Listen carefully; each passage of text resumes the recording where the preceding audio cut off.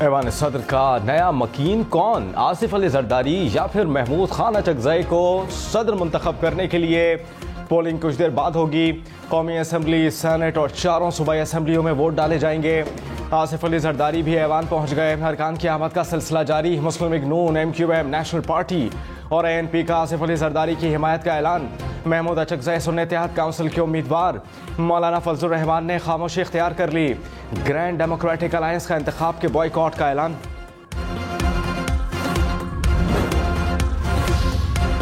صدر کے انتخاب کے لیے قومی اور صوبائی اسمبلی میں پولنگ صبح 10 سے شام 4 بجے تک جاری رہے گی۔ ووٹرز جاری کردہ شناختی کارڈ ساتھ لانے کے پابند ہوں گے۔ صدر کا انتخاب خفیہ رائے شماری سے ہوگا۔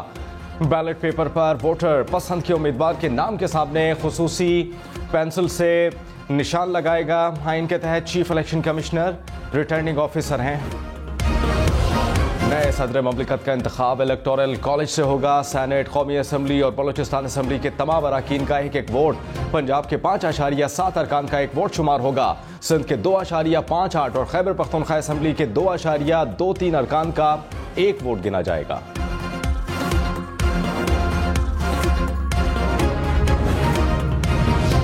پارلیمنٹ میں پیپلز پارٹی کی طرف سے اراکین کے لیے ناشتے کا اہتمام۔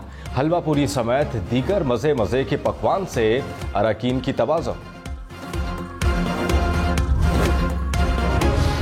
بلاول بھٹو والد کی کامیابی کے لیے متحرک۔ ارکان پارلیمنٹ کے اعزاز میں شائیہ۔ وزیر اعظم شہباز شریف اور آصف علی زرداری کی بھی شرکت۔ شہباز شریف نے گفتگو میں کہا، ایک مرتبہ پھر ہم مل کر آصف علی زرداری کو صدر منتخب کرائیں گے۔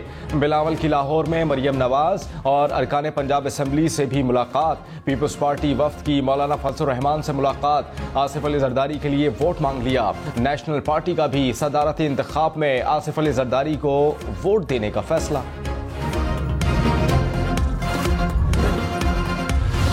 مریم نواز اور بلاول بھٹو کا آصف علی زرداری کو صدر بنوانے کا اعلان۔ وزیر اعلیٰ پنجاب نے کہا، بلاول بھٹو نہ بھی آتے تو ووٹ مل جاتے۔ ایوان صدر میں سیاسی شخصیت کا آنا خوش آئند ہے۔ شکر ہے کہ قوم کی آئین شکن سے جان چھوٹ رہی ہے۔ پاکستان میں ہر وقت چلنے والا کارٹون نیٹ ورک بند ہونا چاہیے۔ بلاول بھٹو بولے، ملک بحران میں ہے۔ ایک مخصوص سیاسی جماعت نے تقسیم پیدا کی۔ سیاسی اختلافات کی وجہ سے ایک دوسرے سے ہاتھ ملانے کو تیار نہیں۔ مل کر مسائل حل کرنے ہیں۔ صدارتی امیدوار محمود خان اچکزئی کا صدارتی الیکشن ملتوی کرنے کا مطالبہ۔ کہا، مخصوص نشستوں کا معاملہ حل ہونے تک الیکٹورل کالج نامکمل ہے۔ الیکٹورل کالج مکمل کیے بغیر الیکشن کرانا غیر آئینی ہوگا۔ ہر معاملہ عدلیہ کے پاس نہیں لے کر جانا چاہیے۔ ایوان میں مسئلہ حل کر سکتے ہیں۔ معاملے پر پارلیمانی کمیٹی بنانی چاہیے۔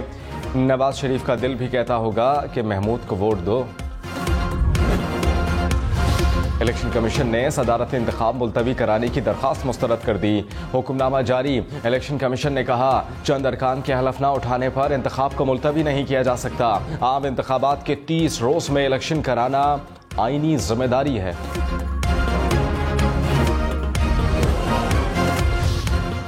جن ممبران نے آج اوتھ لی ہے وہ کنٹمپٹ آف کورٹ کے زمرے میں آتا ہے۔ نہ ہمیں کورٹ کی طرف سے اطلاع ہے نہ الیکشن کمیشن کی طرف سے۔ As far as the order of the Peshawar High Court is concerned, those 8 returned candidates have not been given oath. If they have not been given oath by you, then in my opinion there is no contempt. قومی assembly میں مخصوص نشستوں پر 9 منتخب ارکان کے حلف پر ہنگامہ۔ Opposition کا ایوان میں احتجاج۔ عمر ایوب نے کہا، پشاور ہائی کورٹ کے اسٹے کے باوجود حلف غیر قانونی ہے۔ حلف لینے والوں نے توہین عدالت کی۔ اٹارنی جنرل بولے، اسٹے خیبر پختونخوا کی 8 نشستوں سے متعلق تھا۔ بیرسٹر گوہر بولے، عدالت کا حکم تمام اسمبلیوں پر نافذ ہوگا۔ اسپیکر ایاز صادق نے کہا، عدالت یا الیکشن کمیشن کی طرف سے کوئی اطلاع نہیں آئی۔